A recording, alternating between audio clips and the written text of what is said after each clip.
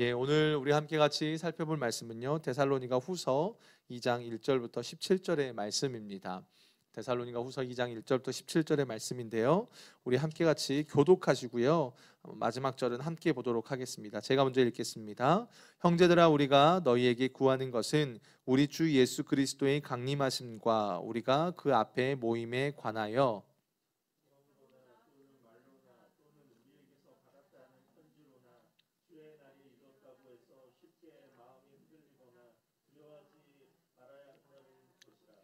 누가 어떻게 하여도 너희가 미혹되지 말라. 먼저 배교하는 일이 있고 저 불법의 사람 곧 멸망의 아들들이 나타나기 전에는 그날이 이르지 아니하리니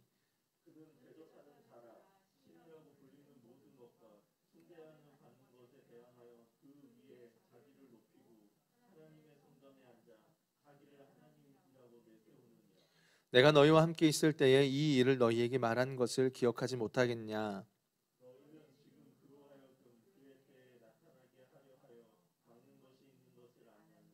불법의 비밀이 이미 활동하였으나 지금은 그것을 막는 자가 있어 그 중에서 옮겨질 때까지 하리라.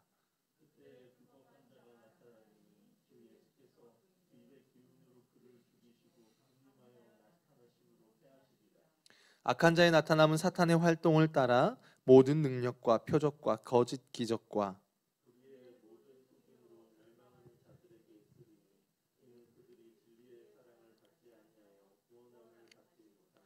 이러므로 하나님이 미혹의 역사를 그들에게 보내사 거짓 것을 믿게 하심은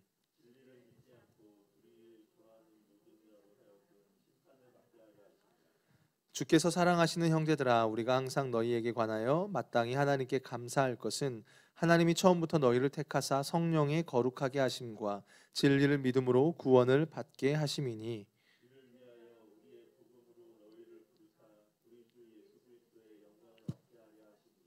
그러므로 형제들아, 굳건하게 서서 말로나 우리의 편지로 가르침을 받은 전통을 지키라.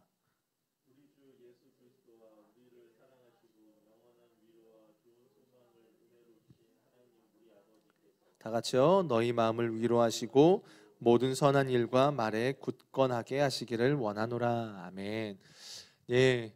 오늘 본문은 재림에 대한 이야기, 주의 날에 대한 이야기를 할 때에 참 많이 사용되어지는 본문이기도 합니다. 신약에서 주님의 재림에 대한 이야기를 할 때에 보통 마태복음 24장과 오늘 본문 그리고 이제 또 넘어가서 요한계시록에 대한 이야기를 들면서 많이 이야기를 하죠. 요한계시록은 조금 따로 떼어놔서 보더라도 이 마태복음 24장과 오늘 본문에 있어서는 조금의 차이가 있습니다. 마태복음 24장은 주님의 재림 직전에 일어나게 되는 여러 일들, 여러 사건들에 초점을 맞추고 있다면 오늘 본문은 특별히 적그리스도, 주님을 대적하는 적그리스도의 활동과 그를 쫓는 자들의 어떠한 결과를 얻게 될 것인가라는 재림 직전에 일어나는 그러한 쪽에 초점이 맞춰져 있습니다. 큰 틀에서는 같지만 강조하는 부분이 조금은 다릅니다. 여러분 어떠세요? 이렇게 벌써 데살로니가 후서 이제 다음 주면 마지막인데 전서 후서를 다루면서 참 많이 주의 날, 재림이란 단어를 여러분들에게 좀 많이 이야기를 했던 것 같아요. 어떻게 보면 그동안 한국교회 안에서 많이 터부시되었던 부분도 있어요. 그리고 왠지 이 이야기를 하면 조금 막 이상한 막 그런 어감들도 좀 있죠. 사실 재림이란 이 단어가 참 무거운 주제입니다. 그렇지 않습니까? 왜 무거울까요? 그것은 아마도 이 세상의 그 누구도 주님의 재림을 경험해 보지 못했기 때문에 이 주제가 더 무겁게 다가올 거라고 생각이 들어요. 여러분, 코로나가 왜 힘들까요? 아마 전 지구적인 재난을 우리가 경험해 본 적이 없기 때문에 그렇습니다. 다 처음이죠. 여러분 코로나 이전에 경험해 보신 분 있으십니까? 이렇게 전 지구적으로 경험해 보신 분들은 아무도 없을 거예요. 저도 처음이고 여러분들도 처음이고 뭐 나이가 뭐 8, 90 되어지신 뭐 그 연세가 지긋하신 분들도 처음이에요. 그러니까 모두가 처음인 겁니다. 그러니까는 어떻게 보면 그래서 더 두려워요. 코로나라는 것이 더 두렵습니다. 이 재림도 그래요. 종말이라는 것은 어떻게 보면 재림은 종말과 연관되어 있어요. 종말의 끝에 주님이 재림하시고 재림의 때가 곧 세상의 종말이에요. 세상이 끝난다. 여러분 어떠세요? 이렇게 우리가 간혹 뭐 영화들을 보면 세상의 종말에 대한 막 관련된 영화들이 막 나오잖아요. 굉장히 많이 두려움을 묘사하면서 영화가 진행이 되는 겁니다. 어쩌면요, 사실은 우리가 이 부분 안에서 이렇게 종말이라는 것, 재림이라는 것, 어떻게 보면은 좀 뜬구름 잡는 것 같아요. 왜냐하면 경험해 보지 못했으니까요. 그죠? 누구도 경험해 보지를 못했습니다. 그러다 보니까 이 재림과 종말이라는 이 영역은 사실은 믿음이라는 것을 사용하는 영역이에요. 믿음의 영역이라는 것은요, 뜬구름 잡는 게 아니에요. 믿음은 뭡니까? 바라는 것들의 실상이고 보지 못하는 것들의 증거다라고 이야기를 하잖아요. 재림이 그래요. 어떻게 보면 당장 우리가 경험해 보지도 않았고 또 믿지 않는 자들에게는 이 문제는 어때요? 허무맹랑한 이야기처럼 들려질 거예요. 세상에 끝이 있어, 종말이 있어, 심판이 있어 라고 그들은 이야기할 겁니다. 그런데 성도들에게 있어서, 믿는 자들에게 있어서는 믿음이 굳게 작용해야만, 믿음이라는 것을 통과해야만 우리에게 주님의 날, 재림이라는 것은 다가옵니다. 그냥 아무 생각이 없으면 그냥 아무 생각 없는 상태로 그냥 신앙생활을 합니다. 그러나 믿음이라는 것을 보고 하나님의 말씀을 보고 이 시대를 살아가는 자들에게는 이 재림, 종말이라는 것은 더 깊은 은혜로 다가온다라는 것입니다. 분명한 것은요, 주님의 재림이 있다는 겁니다. 여러분 믿으십니까? 예, 있습니다. 그날은 세상의 종말입니다.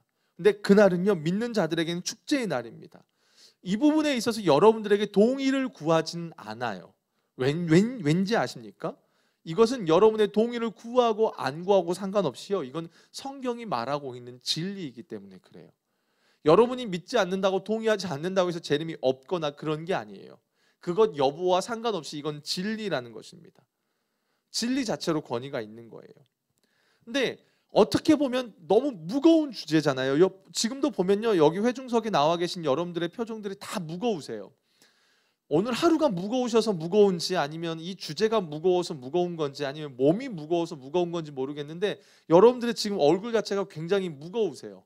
네, 모르겠어요. 근데 이 바울 사도는요, 사실 오늘 이 무거운 주제를 다루는 데 있어서 정말로 너무 멋지게 다루고 있습니다.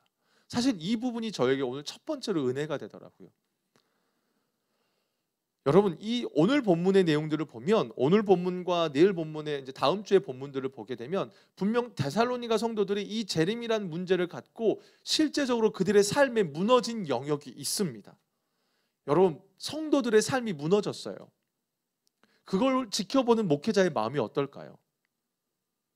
어떨까요? 여러분, 자녀들이요, 막 삶이 무너져 가요. 부모들이 애간장이 타지요. 마찬가지입니다. 목회자들의 마음도 그렇습니다. 왜요? 삶의 무너짐은 영적인 무너짐과 똑같아요. 영적 무너짐은 삶의 무너짐으로 이어져요. 이 두 개는 아주 긴밀하게 연관이 되어져 있다는 겁니다. 근데 그걸 바라보는 마음이 어떨까요? 어떨 때는 속상하기도 하죠. 여러분, 자녀들이 무너질 때 속상하기만 합니까? 어떨 때는 화도 나죠. 목회자들도 그래요. 왜 무너질까? 막 답답함과 막 속상함과 화도 나고 막 그래요. 더욱이 바울 사도는 이 데살로니가 교회를 본인이 세웠어요. 얼마나 정말 마음을 다해 세운 교회입니까? 그런데 오늘 본문에 보면 바울 사도는 이 문제를, 이 심각한 문제를 먼저 주님 안에서 굉장히 인격적으로 따뜻하게 다룹니다. 오늘 본문에 보면 바울은 형제들아라고 먼저 이야기해요. 단순하게 남자들은 형제고 여자들은 자매 이렇게 부르는 게 아니에요. 이 말 속에는요, 굉장히 인격적인 그 마음이 담겨져 있습니다. 사실 데살로니가 전후서에만 봐도요, 형제들아라는 말이 무려 20번이나 나와요. 그러니까 정말 얼마나 마음을 담고 있는지, 그냥 내가 뭐 케어해야 되는 성도들 그런 수준으로 데살로니가 성도들을 바라보는 게 아니에요. 그냥 목사와 성도의 이런 뭐 이렇게 경직된 그런 구조로 보는 것이 아니라 그냥 바울은 지금 하나의 가족처럼 보는 겁니다. 그러니까 얼마나 바울과 데살로니가 성도들 안에 영적인 유대 관계가 형성되어져 있는지를 알 수 있는 거예요. 그런데다가 거기서 우리가 너희에게 구하는 것이다 라고 말하는데, 이게 그냥 너 해, 목사니까, 그냥 데살로니가 뭐 바울 사도니까 성도들한테 너 이거 해 라고 이렇게 명령하는 게 아니라 요청하는 거예요. 이게 그냥 정말 굉장히 부드럽게 표현하고 정중한 요구의 이미지예요. 어떻게 보면 그렇잖아요. 잘 못 살고 있으니까 책망할 수도 있잖아요. 집사님 정신 차리십시오. 뭐 이렇게 얘기할 수도 있는 거잖아요. 근데 그렇게 이야기하는 게 아니라 너무나 따뜻하게, 분명 바울은 그렇게 해도 되는 위치예요. 권위가 있어요. 근데 스스로 지금 어떻게 하냐면요, 낮춰요. 인격적으로 이야기를 해요. 한마디로 뭐냐면 내가 옳다고요, 자기가 주장할 걸 다 주장하지 않는 거예요. 오히려 자기가 주장하는 부분이 옳기 때문에 바울 사도가 지금 더 조심하는 겁니다. 그래서 그 순간에 나는 죽고 지금 예수님으로 말을 하고 있는 겁니다. 그러니까 이게 저에게 먼저는 은혜가 되더라고요. 왜요? 이런 실수를 정말 많이 하니까요. 여러분 그렇지 않아요? 내가 옳으면 과정도 없어요. 과정도 필요 없어요. 내가 옳으면 다 끝인 거예요. 우리 그렇지 않습니까? 내가 생각하는 게 맞으면 그냥 그게 끝이에요. 저 사람을 향한 존중도 없고요, 인격도 없어요, 배려도 없어요. 어떨 때는요, 내가 옳으면 예수님도 필요 없어요. 우리가 이런 실수를 얼마나 많이 하는지 몰라요. 그렇기 때문에 내가 옳으면 옳을수록 더 조심해야 돼요. 내가 주장하는 내용이 옳으면 옳을수록 더 겸손하게 주님을 바라보며 주님의 마음으로 말을 해야 되는 거예요.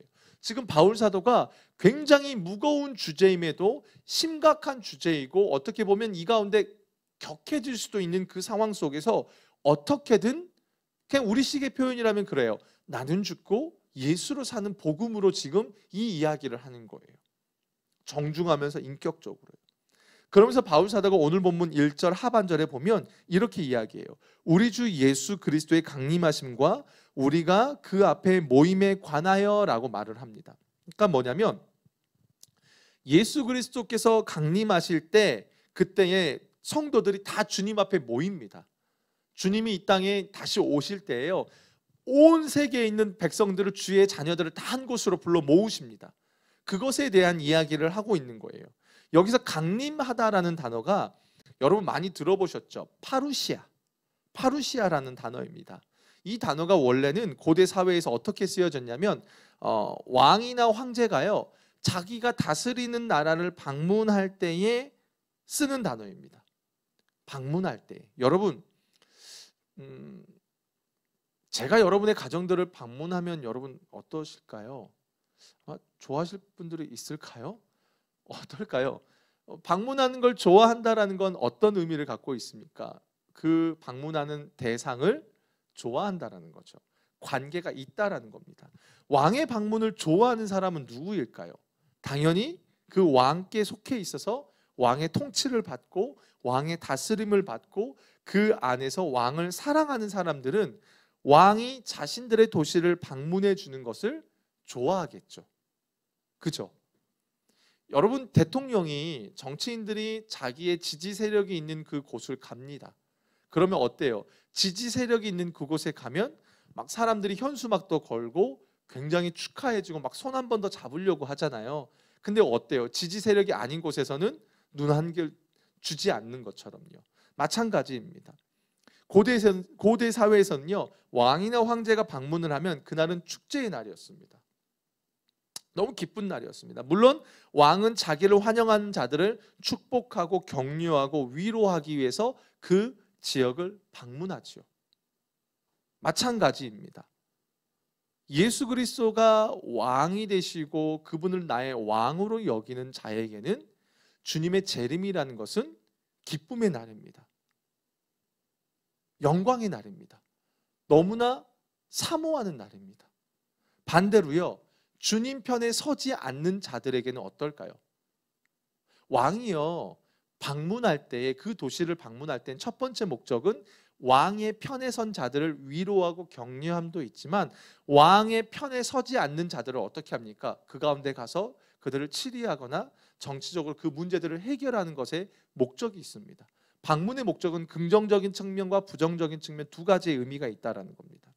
그러니까 이 파루시아라는 단어는요, 신약에서 재림이라는 것을 지칭하는 전문 용어로 쓰여지고 있는데, 그날이 그 예수를 왕으로 영접한 자들에게 축제의 날이고 격려의 날이지만, 반대로 그 예수를 왕으로 여기지 않는 자들에게는 종말과 심판의 날이라는 겁니다. 사실 여러분 요한계시록 하면 여러분 어떤 마음이 드세요? 나중에 기회가 되면 이 요한계시록을 또 저희가 다룰 수 있는 시간들이 있을지 모르겠지만 요한계시록 하면 여러분 어떤 마음이 드십니까? 그냥 좀 두렵잖아요. 마냥 우리가 열기 두려운 책이란 말이에요. 막 일곱 대접, 막 일곱 나팔, 막 이런 것들이 있고 심판이 있고 막 아마겟돈 전쟁이 있고 그러니까 막 두려운 것처럼 이야기하잖아요. 실제로 요한계시록은요 그것을 목적으로 준 게 아니에요. 요한계시록의 끝에 가면 뭐라고 말합니까? 아멘 주 예수요. 아까 우리 마라나타 찬양 불렀잖아요. 그 말은요 절망과 고난과 환난 가운데 있는 성도들이 정말로 그 주님을 간절히 사모하고 그 주님의 오심을 기다리면서 고백하는 거예요. 한마디로 뭡니까? 주 예수 안에 있는 자에게 주의 재림은 정말로 기다림이 있는 날이에요. 기쁨의 날입니다. 복된 날입니다. 반대로 어떻습니까? 반대로 주님 편에 서 있지 않는 자들에게는 그날은요 종말의 날이에요. 심판의 날이에요. 두려움이에요. 데살로니가 전서에서도 이야기했지만 그날은 도적과 같이 도둑과 같이 임해서 멸망을 경험하게 되는 날이라는 것입니다. 여러분 지진을 경험해 보셨습니까? 경험해 보신 분 있으세요? 전 지진을 좀 경험을 해봤습니다. 제가 있었던 멕시코라는 그 지역은 한 5.0 이상은 지진 알람도 울리지 않습니다. 하루에도 수도 없이 5.0 이하는 그냥 수도 없이 일어나요. 수도 없이 일어나요. 그냥 그리고 특히 제가 있었던 멕시코 시티는 그 집안 자체가 암석이 아니라 이렇게 큰 어마어마한 호수를 메꿔서 세워진 그런 도시이기 때문에 지역적으로 더 많이 이렇게 흔들림이 더 있어요. 지진 이게 얼마나 무서운지 모릅니다. 지진이 무서운 이유가 뭐냐면 지진 같은 경우는 지진이 오기 전에 알람이 있어요. 경보 알람이 한 30초 전에 알람이 울립니다. 그러면 난리 나요. 여러분 땅이 울리는 것, 땅이 이렇게 흔들거려요. 출렁출렁거려요. 가만히 이러고 있으면 몸이 흔들거리고요. 신호등 같은 게 이렇게 울러, 이렇게 영화에서 보는 거 있잖아요. 그냥 그대로예요. 건물이 흔들거립니다. 그리고 삐그덕 소리가 나요. 얼마나 막 찝찝하고 막 그 소리가 얼마나 싫은지 몰라요. 한번 겪고 나면 어떠냐면 이게 우리 안에 그런 거예요. 흔히 말하는 두려움이 내면에 자리 잡게 돼요. 그 트라우마라고 말하잖아요. 그게 있습니다. 그러니까 한번 지진을 겪고 나서 제가 처음 지진을 겪고 나서 어떻게 했냐면 저녁에 잘 때도 알람을 신경 써요. 왜요? 언제 올지 몰라요. 그러니까 멕시코에 있으면서 제가 한국에 오면서 이제 이렇게 잠을 편안하게 자요. 그 전에는 멕시코에 있을 때 늘 이렇게 항상 긴장 상태로 잡니다. 언제 알람이 울릴지 모르니까요. 그러면 바로 문을 열고 아이들을 안고 귀중품을 챙기고 뛰어내려가야 돼요. 마치 주님의 재림이 그렇게 와요. 언제 올지 몰라요. 그런데 분명 주님 안에 있는 자들은 어떻다라고 말을 했습니까? 빛의 아들이고 낮의 아들이기 때문에 분명 그 시간이 언제인지는 모르지만 오는 과정들을 분명 깨닫고 준비할 수 있게 돼요. 그러나 주님 편에 서지 않는 자들은 어떻다라고 말합니까? 마치 밤에 지진이 언제 오는지 모르는 것처럼 확 와서 멸망이 그들에게 임한다라는 것입니다. 그런다는 거예요. 그렇기 때문에요. 두려움이라는 단어는 누구에게 적용되는 단어일까요? 예수 안에 있는 자일까요? 예수를 믿지 않는 자일까요? 믿지 않는 자에게 두려움이란 단어가 재림 때 적용이 되는 겁니다. 성도들은 어때요?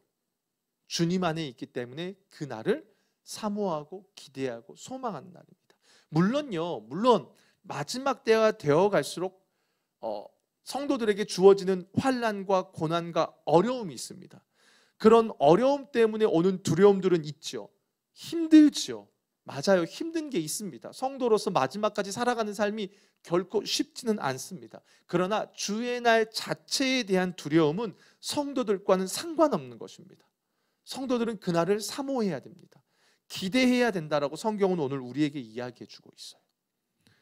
근데 오늘 본문을 보니까 바울은 데살로니가 성도들에게 주의 날이 이미 도래했다라는 헛소문에 미혹되지 말라라고 이야기를 해요.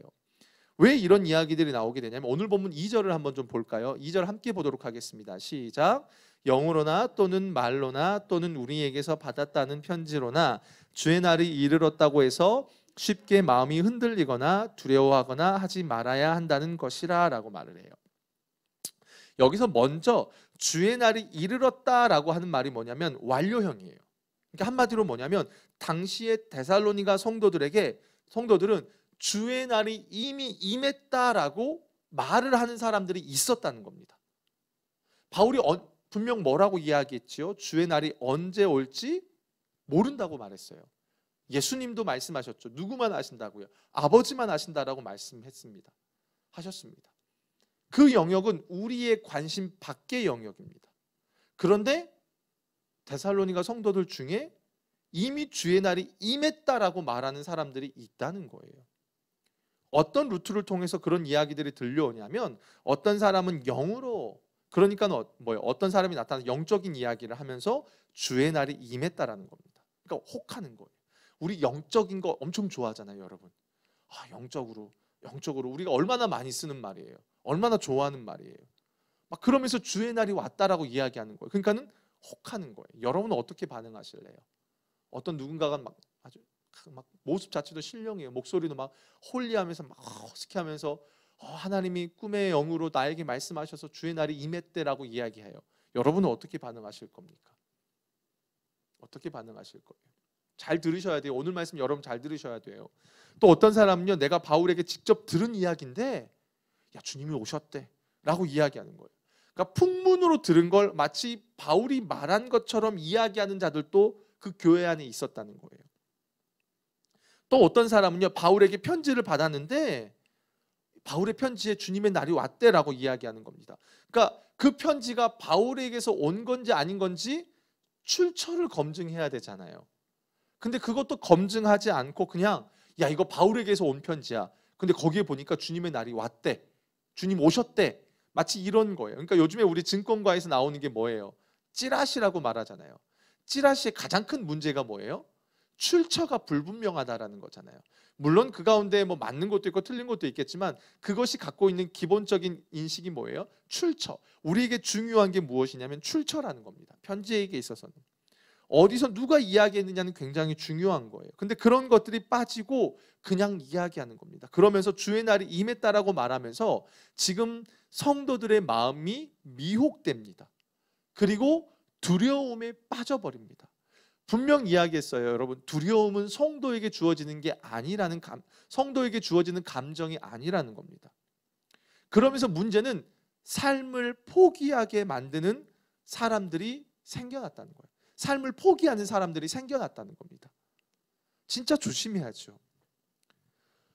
여러분, 이제 시대가 점점 언제 주님이 오실지 저도 몰라요. 물어보지도 마시고 서로 그거는 우리는 뭐 물어볼 필요도 없고요. 관심을 가질 필요도 없어요. 근데 중요한 건 점점 시간이 흘러가면 흘러갈수록 어쨌든 데살로니가 교회처럼요, 성도들을 흔들어 놓는 일들이 많을 겁니다. 최근에도 그랬잖아요. 뭐 전쟁이 일어나니까 뭐 미국으로 뭐 가야 된다라고 막 어떤 전도사가 나타나서 막 그런 이야기도 많이 하고, 뭐 무슨 예언자가 나와서 뭐 한국에 전쟁이 일어나니까 막 영적으로 여러분 어떻게 해야 된다고 막 하고, 또 결국 전쟁 안 일어나니까 우리가 기도해서 안 일어난다고 말하고 자기 마음대로 말하고 자기 마음대로 막 결론 짓고 막 그런 일들이 얼마나 많아요. 마지막 때가 되면요 더더욱 그렇다라는 겁니다. 내가 하나님께 뭘 받았는데, 꿈에서 그랬는데. 여러분 조심하셔야 합니다. 하나님이 왜 말씀을 주셨는데요? 왜 66권을 확정해서 주셨는데요?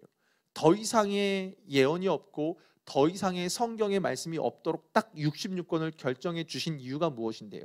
이것으로 충분하다는 겁니다.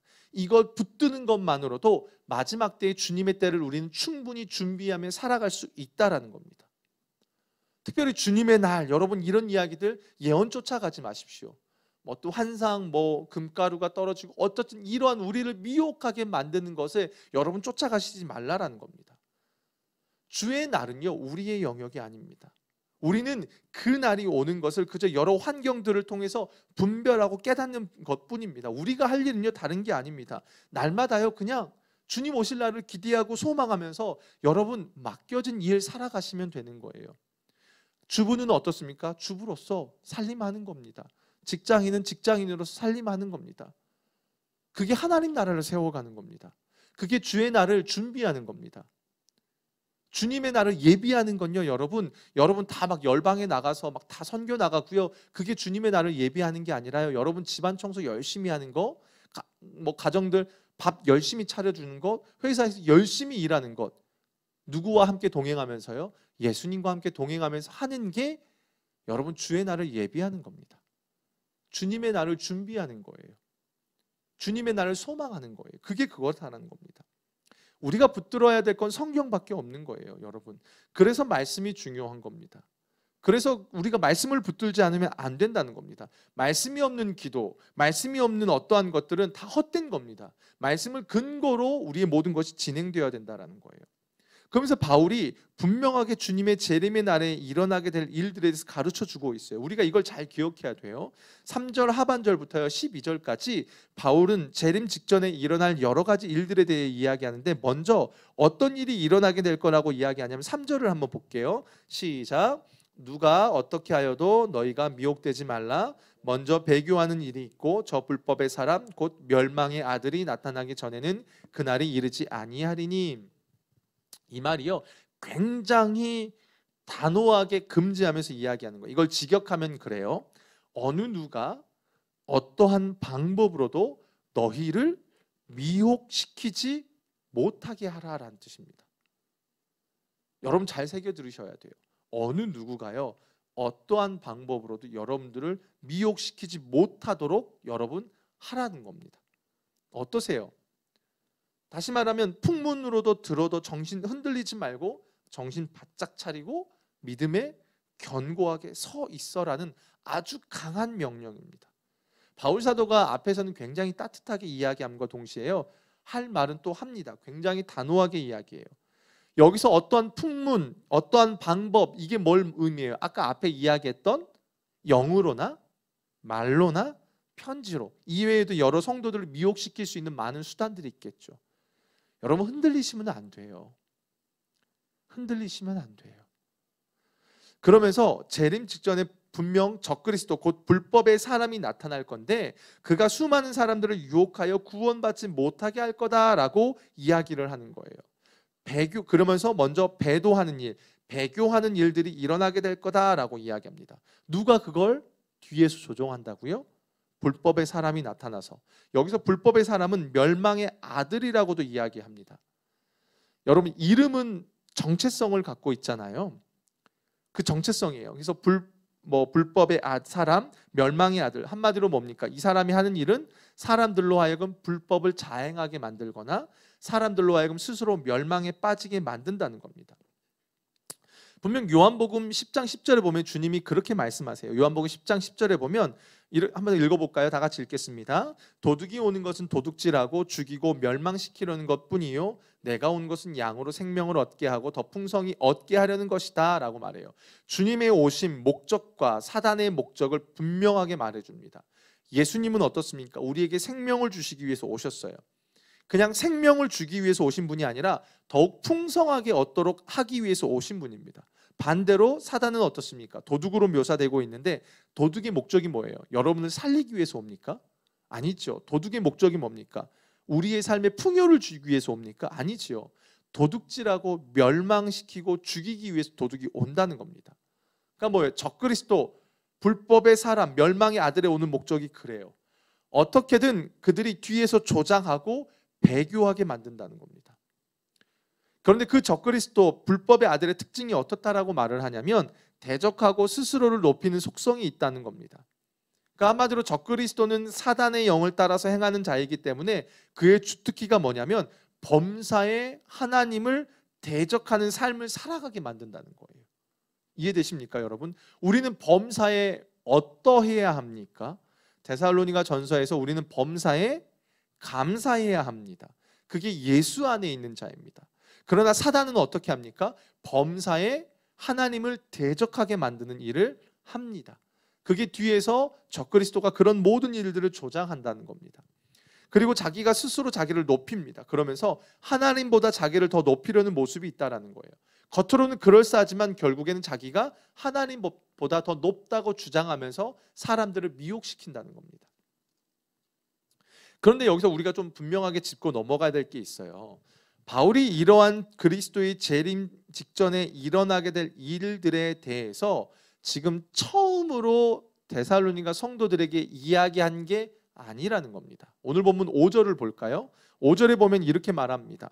내가 너희와 함께 있을 때에 이 일을 너희에게 말한 것을 기억하지 못하느냐라는 겁니다. 그러니까 바울은 지금 이 이야기를 처음 한 게 아니에요. 저도 여러분에게 이 재림에 대한 이야기를 처음 한 게 아니지요. 그죠? 처음 그가요, 전도할 때에 종말에 대한 가르침을 했다라는 겁니다. 이미 제가 데살로니가 전서 이야기할 때 이 부분을 이야기를 했습니다. 여기서 재밌는 표현이요, 내가라고 1인칭 단수 주어를 써요. 그러니까 바울이 지금 이런 겁니다. 내가 너희들에게 종말에 대한 걸 가르쳤어. 그 사람이 나야. 그러니까 자기를 강조하고 있는 겁니다. 그리고 내가 지금 그 편지도 또 쓰고 있어. 너무나 분명하다는 걸 가르치는 거예요. 그러면서 6절, 7절 한번 읽어볼까요? 함께 보겠습니다. 오늘 보면 6절, 7절에 보면 시작. 너희는 지금 그로 하여금 그의 때에 나타나게 하려 하여 막는 것이 있는 것을 아나니 불법의 비밀이 이미 활동하였으나 지금은 그것을 막는 자가 있어 그 중에서 옮겨질 때까지 하리라. 말이 조금 어렵죠. 맞아요. 좀 이해하기가, 그냥 보면 좀 이해하기가 어려워요. 풀어서 쉽게 이해하기면 그런 거예요.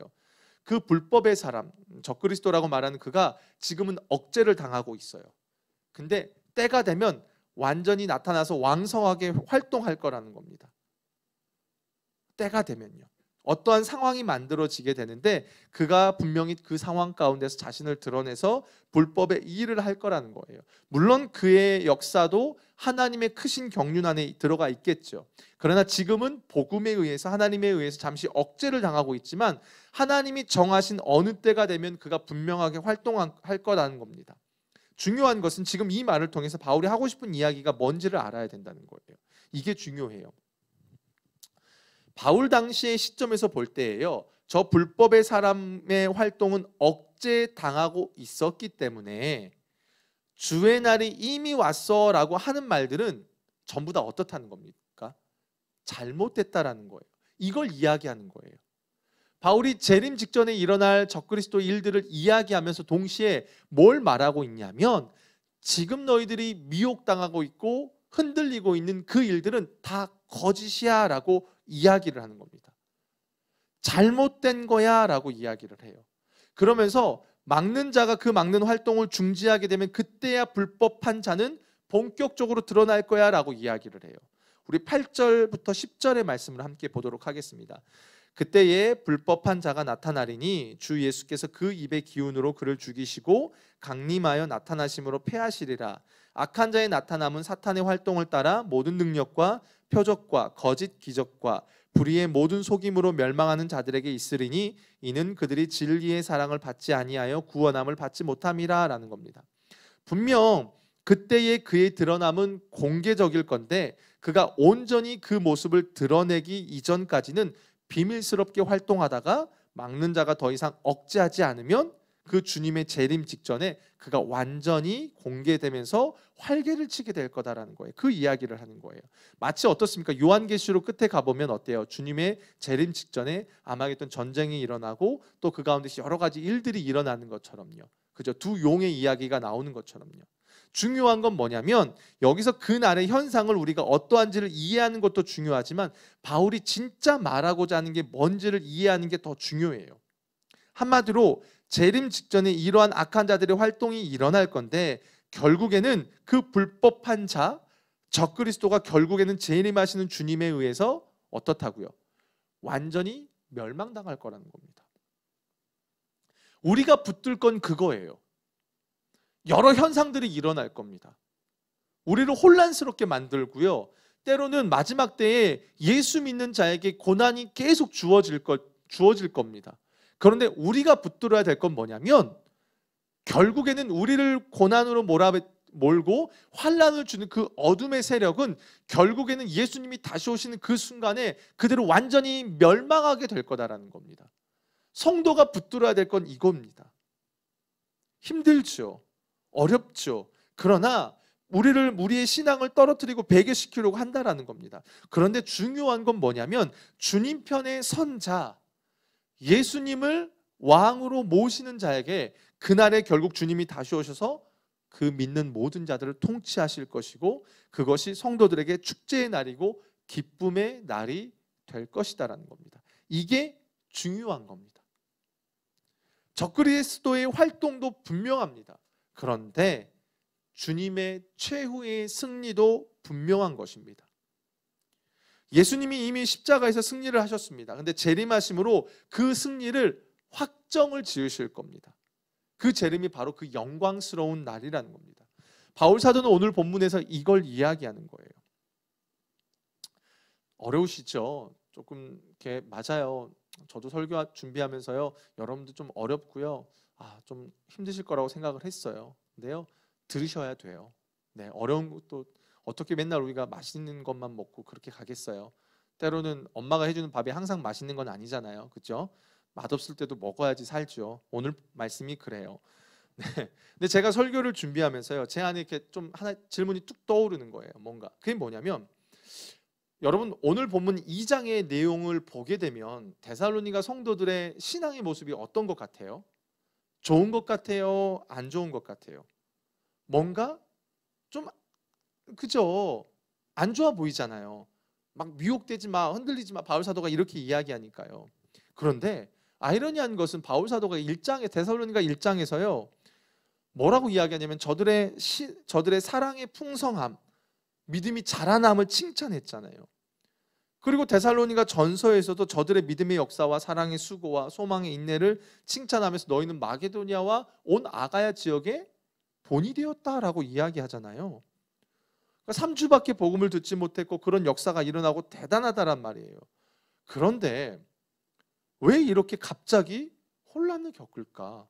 나중에요, 여러분 이제 다음 주에 우리가 살펴본 내용을 보면요, 일을 안 해요 사람들이. 이미 주님이 오셨다고 믿으면서 일을 안 하는 사람들이 생겨나는 겁니다. 일을 거부해버려요. 그러니까 바울 사도가 너희들, 어머니들이 자주 하는 말이잖아요. 너 이것도 안 할 건 밥도 먹지 마. 여러분들 많이 들어보시거나 해보신 말씀이시죠. 마치 그렇게 이야기해요. 그 정도로요. 그러면서요, 제 안에 문득 질문이 떠오르는 거예요. 왜 데살로니가 후서를 성경 66권의 정경으로 집어넣었을까? 어떻게 보면 이 편지는, 이건 편지예요 여러분. 편지인데 이 책은 바울이 전한 말씀을 이들이 오해하게 되면서 그로 인해 생겨난 문제에 대한 답을 쓰고 있는 책이잖아요. 바울이 이 편지를 쓰면서요, 나중에 이게 신약 27권에 들어갈 거라고 생각하고 쓴 게 아니에요. 대부분의 바울 서신은요, 문제에 대한 답으로 편지를 써준 거란 말이에요. 그 말은 뭐냐면 지금 이렇게 우리가 이해를 할 수 있는 거예요. 데살로니가 교회에 일어난 그 이야기, 어떻게 보면 한편으로 믿음이 확 섰잖아요. 그런데 재림이라는 그 문제 앞에서 그들이 흔들려 버리고 있는 그 일들이 데살로니가 교회 성도들에게만 일어나는 일이 아니라 오늘을 살아가는 우리에게도 일어날 수 있다는 겁니다. 신앙이 좋아요. 여기 있는 분들은 다 좋은 분들이라고 믿어요.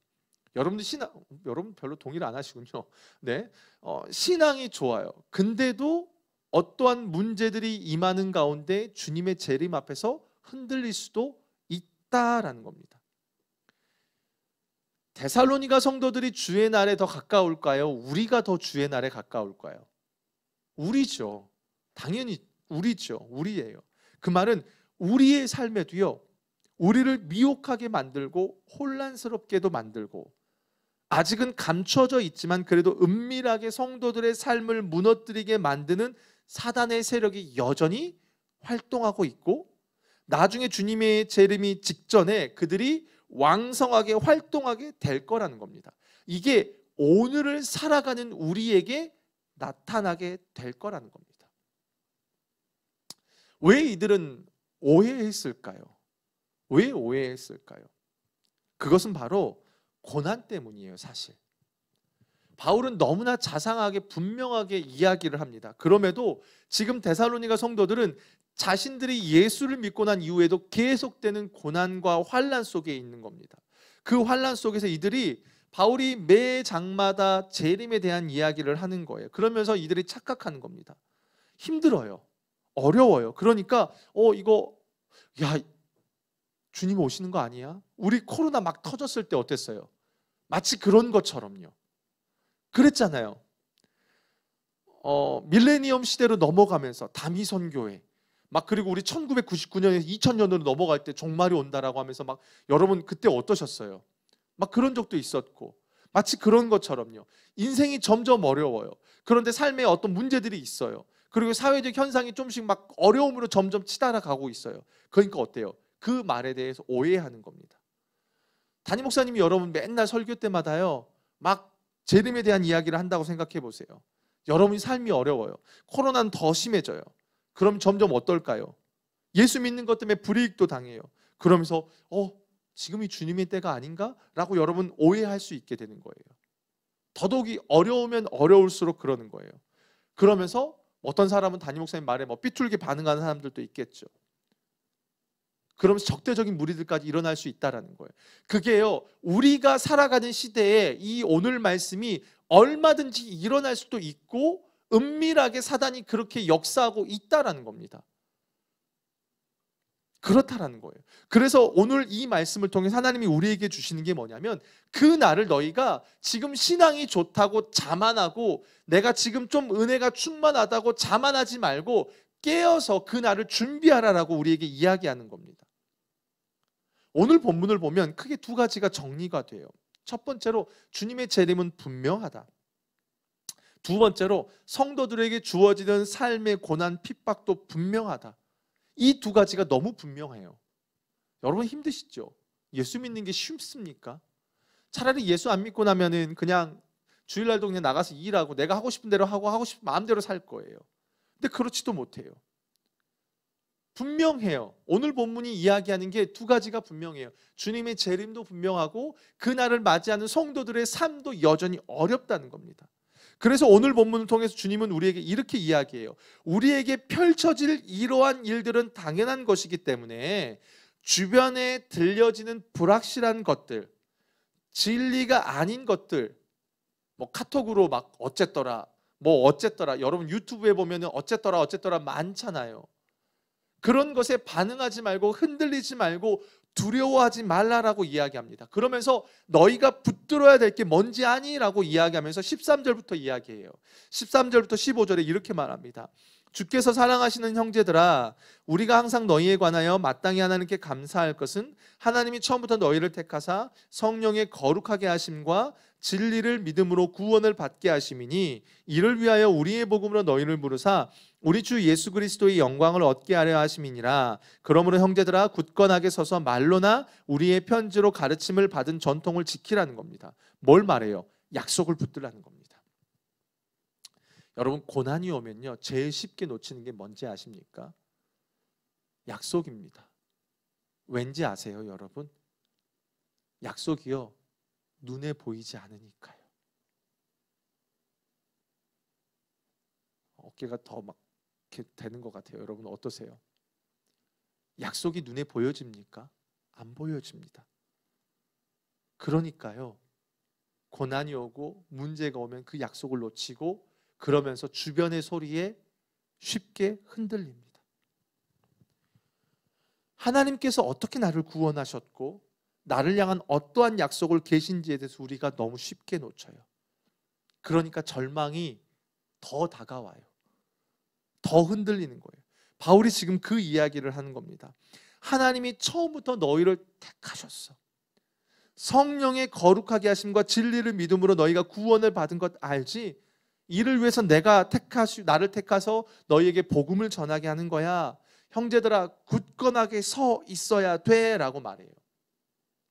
사실 이 이야기는 데살로니가 3장 8절에서도 이야기해요. 그러므로 너희가 주 안에 굳게 선즉 이제는 우리가 이제는 살리라. 바울은 이미 너희들 굳건하게 서 있어라고 이야기를 했습니다. 그런데 또 이야기해요. 여러분 지난주에 담임 목사님이 주님 바라보고 동행하십시오라고 이야기했는데 어떻게 보면요 제가 이렇게 담임 목사님 영상을 편집하면서 맨날 보면요 담임 목사님은 항상 뭐뭐한 주님을 바라보라 뭐뭐한 주님을 바라보라 설교 제목이 항상 그래요. 그잖아요. 그 말의 의미가 뭐예요? 우리가 주님을 바라보는 게 쉽지 않다는 거예요. 굳건하게 서는 삶이 어려운 거예요. 쉬운 게 아니라는 겁니다. 신앙의 힘듦이 여기에 있는 것 같아요. 그냥 한번 딱 예수님 믿으면 굳건하게 서서 그냥 쭉 달려갈 수 있는 힘이 있으면 좋은데 여러분 어때요? 지난주 주일과 이번 주 주일이 다르고 지난주 수요일과 이번 주 수요일이 다르잖아요. 그잖아요. 아유, 지난주와 이번 주 너무 목사님 긴 시간을 이야기했어요. 맞아요. 오늘 아침과 오늘 저녁이 여러분 다르잖아요. 아니요. 예배 들어오기 전과 예배 들어오고 나서 여러분 지금이 다르잖아요. 신앙이 그렇다는 거예요. 그만큼 쉽지 않다는 겁니다. 예수를 믿고 그날을 맞이하는 삶 자체가 고난이고 힘듦이라는 겁니다. 딱 한 번 해버리고 지속되면 좋은데 그게 아니라는 거예요. 끊임없이 힘을 쏟아야 돼. 노력을 해야 돼요. 예수님과 동행하기 위해서 내 몸을 쳐야 돼. 그래서 바울 사도가요, 고린도전서 9장 27절에 이렇게 이야기합니다. 내가 내 몸을 쳐 복종하게 함은 내가 남에게 전파한 후에 자신이 도리어 버림을 당할까 두려워합니다라고 말해요. 바울도 두려워해요. 그도 두려워합니다. 그래서 그가 날마다 자기 몸을 쳐서 복종시키는 거예요. 우리의 연약함을 너무나 잘 아니까요. 전 여러분의 연약함을 알아요. 저도 저의 연약함을 알아요. 연약함이 있다라는 겁니다. 그래서 바울 사도가 현재 시제로 이야기하는 거예요. 그렇게 굳건히 서서 너희 살아가라라고 말합니다. 오늘을 살아가라라고 말해요. 사랑하는 성도 여러분, 우리는 빛의 아들이에요. 낮의 아들이에요. 분명 하나님께서는 바울을 통해서 우리에게 말씀해 주세요. 그 날이 언제인지는 몰라도 다만 우리가 주님과 동행하며 빛 가운데 거하고 있으면 정확히 그 날이 언제인지는 모르지만 그 주님의 오심을 우리가 분별할 수 있다는 거예요. 그래서 중요한 건 우리가 빛 가운데 주님과 동행하는 삶을 사느냐가 이게 제일 중요하다는 겁니다. 사실 여러분, 제가 오늘 막 이렇게 더 자세하게 설명을 해야 되는데요, 많이 생략했어요. 왜냐하면 이거 다 설명하면요, 막 여러분 머리에서 김이 날 것 같아요. 막 이러면서 막 여러분들 막 더 깊은 막 영적인 상태에 들어가실 것 같아서 설명을 줄였어요. 다 몰라도 돼요. 괜찮아요. 그냥 15절에 형제들아 굳건하게 서서 말로나 우리의 편지로 가르침을 받은 전통을 지켜라, 이게 중요해요. 여기에 다 포함되어 있어요. 말로나 편지로 가르친 그 전통이 뭡니까? 복음이에요.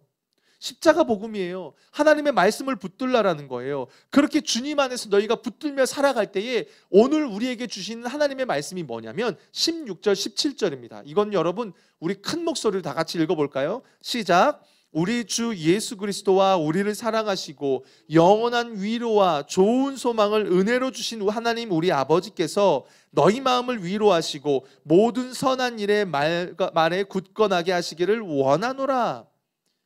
제가 오늘 설교 제목을요, 오늘 살아갈 힘이라고 했어요. 지난주만 해도 좀 하나님이 다 이루어 가십니다 뭐 이렇게 했다가 그냥 오늘 이 말씀 제목을 바꿨어요. 오늘 살아갈 힘. 여러분, 오늘 살아갈 힘이 여기에 있어요. 아직 우린 주님의 때는 아니에요. 그날이 언제 오는지는 모르지만 그 날을 살아가고 있어요. 근데 여전히 고난이에요. 힘들어요. 여기서 여러분 인생 편하신 분 있으세요? 없으실 거예요. 여전히 지금 완전히 드러나지 않지만 어둠의 세력이 여전히 우리의 삶을 미혹하게 만들고 힘들어 버리게 만들고 우리에게 주어진 그 약속을 놓게 만들어 버려요. 그래서 힘이 없어서요, 어깨 축 처지고요, 막 원망하고요, 불평하고요, 힘들게 만들어버려요. 그런데 그게 아니라는 겁니다. 오늘 우리가 살아갈 수 있는 힘이 여기에 있다는 거예요. 이게 우리의 위로가 되길 소망합니다. 우리가 어떻게 그 주님의 날에 관여할 수 있습니까? 여러분, 그 날을 우리가 컨트롤할 수가 없습니다. 고난조차도 우리가 컨트롤할 수 없잖아요. 그걸 컨트롤할 수 있으면 얼마나 좋겠어요.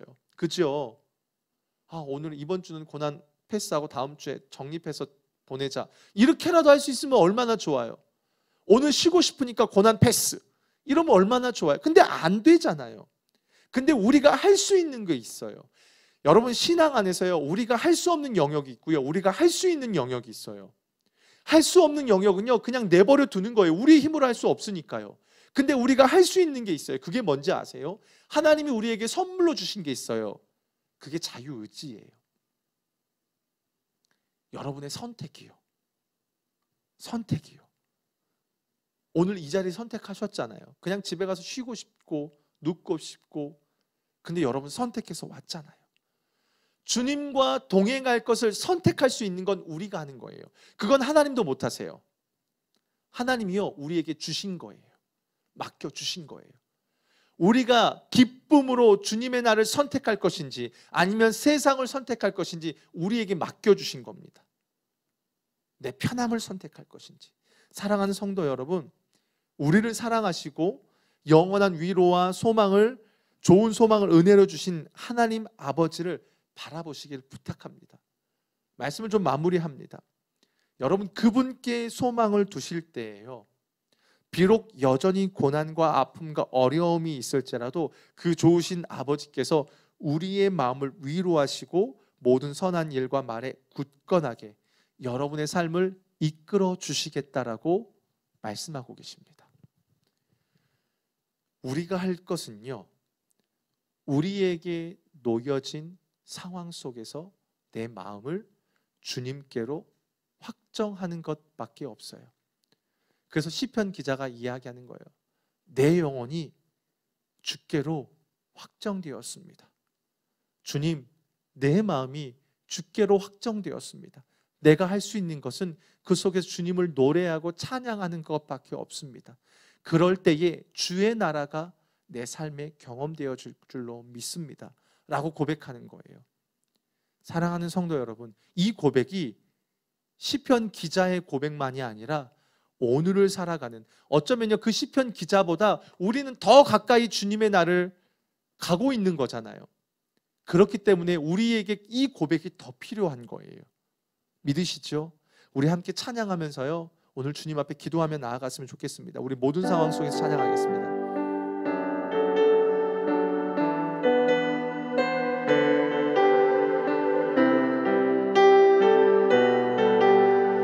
우리 함께 같이 고백하겠습니다. 모든 상황 속에서, 모든 상황 속에서 주를 찬양할지라.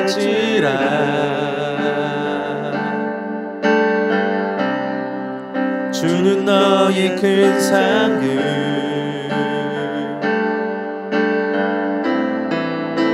큰 도움이시라. 주의 얼굴 구할 때, 주의 얼굴 구할 때, 주의 영을 부사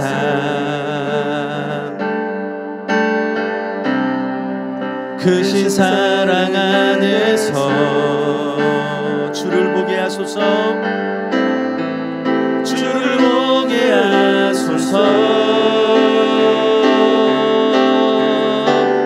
내 영혼이 확정되고, 내 영혼이 확정되고 확정되어 싸우니 믿음의 눈 들어 주를 바라봅니다. 내 영혼이 확정되고 확정되어 싸우니 믿음의 눈 들어 주를 바라보.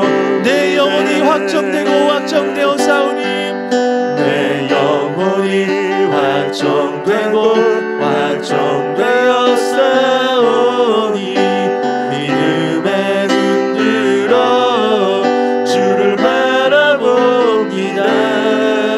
내 영혼이 확정되고 확정되어 싸우니 믿음의 눈 들어 주를 바라보. 내 영혼이 확정되고 확정되어 싸우니, 내 영혼이 확정되고 확정되어 싸우니 믿음의 눈 들어 주를 바라봅니다. 내 영혼이 확정되고 확정되어 싸우니 믿음의 눈 들어 주를 바라봅니다. 이 시간 우리 좀 같이 기도했으면 좋겠어요. 우리가 두 가지를 붙들고 오늘 좀 같이 기도할 텐데, 첫 번째로 우리가 좀 기도합시다. 맞아요. 아까 우리가 말씀에 나눈 것처럼요, 그 불법의 자는요 마지막 주님이 재림하시기 직전에 왕성하게 활동할 겁니다. 그러나 지금은 은밀하게 그가 활동하고 있습니다. 어떻게 해요? 주의 날은 두려운 거야. 너희 그날 바라보지 마. 미혹하게 만들고 혼란스럽게 만들고 흔들어 놓게 만듭니다. 그런데요, 파루시아, 그 주의 날은요, 그 예수를 왕으로 모시는 자에게는요, 예수 편에 선 자에게는요, 그날은요 주님의 통치와 축제의 날이고 주님의 영광의 날이고 우리가 진짜 살아나는 날입니다. 사랑하는 성도 여러분, 우리가 이 시간 기도할 때에 우리의 영적인 눈이 열리도록 기도해 줬으면 좋겠습니다. 여전히 우리의 삶이 어렵고 여전히 고난 가운데 있을지 모르지만 하나님, 우리가 그 주의 날을 소망하게 해주십시오. 내 영혼이 확정되고 확정되어서 그 믿음의 눈으로 나의 삶 속에서도 여전히 하나님의 나라를 이루어 가시는 그 신실하신 하나님을 바라보게 해주십시오. 내 영혼이 확정되고 확정되어서 날마다 그 십자가의 주님을 바라보며 이 믿음의 길을 내가 달려갈 수 있게 해달라고 우리 주여 한 번을 치고 우리 먼저 좀 기도하며 나아가길 원합니다. 주여, 살아계신 아버지 하나님, 간구하며 나아갑니다. 사단은 분명 우리의 삶을 미혹하게 만듭니다. 주의 날이 임박했다라고 혼란스럽게 만들고 그러면서 우리의 삶을 놔버리게 만듭니다. 마땅히 감당해야 될 영역을 감당하지 못하게 만들어버립니다. 아버지 하나님, 우리의 눈이 열려서 우리의 삶을 미혹하게 만드는 어둠의 권세를 볼 수 있게 하여 주시고, 특별히 그 가운데서 여전히 우리의 삶을 붙잡고 계시는 신실하신 하나님, 파루시아를 경험할 수 있도록 역사하고 계시는 고난 가운데도 어떻게든 우리를 붙잡고 내 영혼을 주께로 확정시키며 날마다 믿음으로 살아가게 하신 그 하나님이 우리의 눈에 보여줄 수 있도록 아버지 하나님 인도하여 주시길 원합니다. 믿음의 눈을 열어주셔서 아버지 하나님 그 주님이 보여주시길 원합니다. 그래서 나에게 맡겨진 삶이 여전히 어렵지만 여전히 힘들지만 하나님 포기하지 않고 그 눈이 열린 가운데 그날을 소망하며 나아가는 우리 포도나무 주의 성도들의 삶이 될 수 있도록 아버지 하나님 인도하여 주시옵소서. 사랑하는 성도 여러분, 우리가 마지막으로 좀 기도했으면 좋겠어요. 우리가요 진짜 어려우면 제일 쉽게 가장 먼저 놓치는 게요 주님의 약속입니다. 왜냐하면 약속은 손에 잡히지 않잖아요. 약속은 눈에 보이지 않아요. 그러니까요 고난이 오고 어려움이 오면 그거부터 놔버립니다. 그래서 그 주님의 약속을 놓는 순간 어떻게 됩니까? 여러분, 우리의 삶이요 작은 외부에서 오는 소리에 금방 흔들립니다. 사단이 주는 미혹에 그냥 넘어가 버립니다. 약속을 놓치는 순간 우리의 마음이 요동칩니다. 사랑하는 성도 여러분, 오늘 보면 13절 14절에도 이야기하잖아요. 하나님이 처음부터 너희를 택하셨다. 여러분은요 하나님이 택하신 자입니다. 하나님의 택함을 받은 자들입니다. 우리가 기억해야 될 것은 그것입니다. 하나님이 죄인이었던 우리를 그리스도 예수를 통해서 택하시고요 거룩하게 하시고 믿음으로 우리에게 구원을 선물로 주셨습니다. 그리고 우리가 비록 고단하지만 이 땅을 주님과 동행하며 살아갈 때에 주님의 영광을 맛볼 수 있는 자로 여러분 우리를 불러주신 것입니다. 그래서 우리가 기도해야 됩니다. 하나님, 우리가 굳건하게 서게 해달라고, 우리가 주어진 복음을 온전히 주님과 동행하는 가운데서 날마다 기억하면서요 날마다 살아갈 수 있는 힘을 달라고, 그렇게 날마다 주님과 동행하는 우리에게요 영원한 주님의 사랑과 소망과 위로를 날마다 경험할 수 있게 해달라고, 오늘 살아갈 힘을 아버지 하나님 우리에게 허락해달라고 우리 마지막으로 주여 한번 외치고 기도하면서요 여러분 각자 기도 제목들 놓고 기도하겠습니다. 우리 주여 한번 외치고 기도합시다. 주여.